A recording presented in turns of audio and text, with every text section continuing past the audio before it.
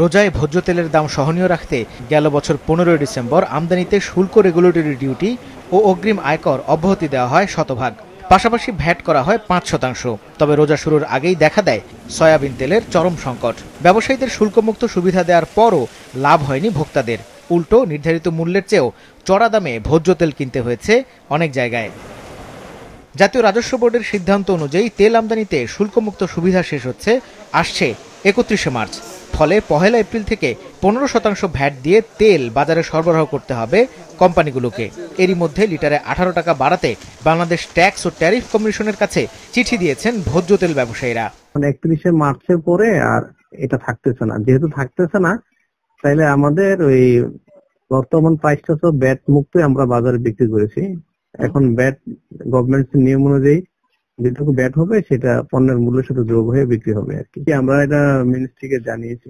সরকারি অফিস তো খোলা হচ্ছে 6 তারিখ থেকে। নর্মালি ফ্যাক্টরি গুলো তো ঈদের দিন বন্ধ থাকে আর কি, একদিন ম্যাক্সিমাম বন্ধ থাকে। তারপরে থেকে যেহেতু এগুলো এসেনশিয়াল কমোডিটি অলমোস্ট খোলাই থাকে একদিন পর থেকে, তো সেক্ষেত্রে আমাকে পণ্যের সাথে ব্যাট যোগ করে বিক্রি করতে হবে। There is no other option.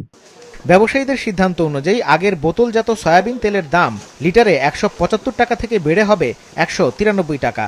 আর খোলা সয়াবিন ও পাম তেল লিটারে 13 টাকা বেড়ে বিক্রি হবে 170 টাকায়। তবে দাম বাড়ানোর যৌক্তিকতা নিয়ে প্রশ্ন তুলেছে ভোক্তাদের অধিকার নিয়ে কাজ করা সংগঠন consumer association of Bangladesh, cab.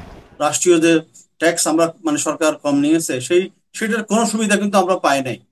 তো অধিকন্তু এটা শেষ হয়ে যাওয়ার পরেই তারা যে দাম বাড়ানোর প্রস্তাবটা দিয়েছেন, এটা আমরা সুবিবেচনা প্রসূত হয় নাই। এটা ভোক্তাদের প্রতি অন্যায্যতার এটা বহিঃপ্রকাশ। কারণ হলো যে যেহেতু ইন্টারন্যাশনাল মার্কেটে দাম কম আছে, সেই কমটা নিয়েই এই সময়টাতে তাদের থাকা উচিত ছিল। 1 তারিখ থেকে 1 তারিখ বা 2 তারিখের দিকে আমাদের এখানে দেশে ঈদের মৌসুম, ঈদ শুরু হবে। তো ঈদের কারণে কিন্তু মানুষের সয়াবিন তেলের ব্যবহার একটু বাড়ে, সয়াবিন তেল এবং মশলার বাজার। তো সেক্ষেত্রে এই সময়টাতে তাদের দাম বাড়ানোটা ঠিক হয়নি। বাজারে গিয়ে দেখা যায় আপাতত স্বাভাবিক রয়েছে ভোজ্য তেলের সরবরাহ। বিক্রেতারা বলছেন যে পরিমাণ তেল বর্তমানে মজুদ আছে তা চলবে 1 সপ্তাহের বেশি। তবে ডিলাররা বাড়তি মূল্যে তেল সরবরাহ শুরু করলে বাঁধবে বিপত্তি।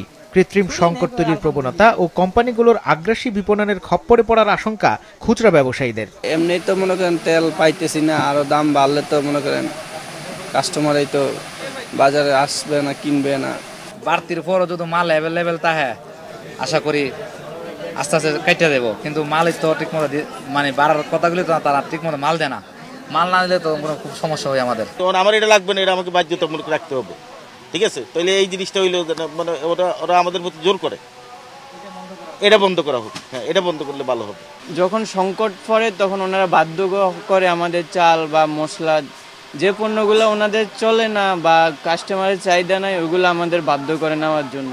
আর আমরা বাধ্য কাস্টমারের জন্য ওগুলো নিতে হয়, কারণ তেল আমাদের চাহিদা তো আছে।